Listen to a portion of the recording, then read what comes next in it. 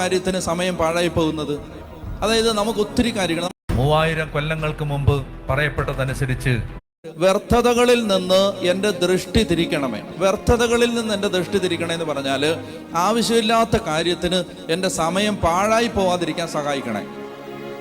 എങ്ങനെ ആവശ്യമില്ലാത്ത കാര്യത്തിന് സമയം പാഴായി പോകുന്നത്?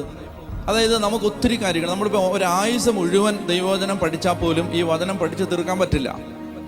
അങ്ങനെ ഇരിക്കുമ്പോഴാണ് നമ്മൾ വേറെ ഒരുപാട് കാര്യങ്ങൾ കാണാനും കേൾക്കാനും അറിയാനും ഉള്ള നമ്മുടെ ഒരു ആഗ്രഹമാണ്. നമുക്ക് എപ്പോഴും നമുക്ക് സോഷ്യൽ മീഡിയയിൽ മാത്രം ശ്രദ്ധ വെച്ചിരിക്കുന്ന ഒരാളാണെന്ന് വെച്ചോ, എപ്പോഴും ന്യൂസ് കാണണം, എപ്പോഴും ഫേസ്ബുക്ക് നോക്കണം, വാട്സപ്പ് ചെക്ക് ചെയ്യണം. അതായത് എപ്പോഴും ഒരു 10 മിനിറ്റ് കിട്ടിയാൽ അത് മുഴുവൻ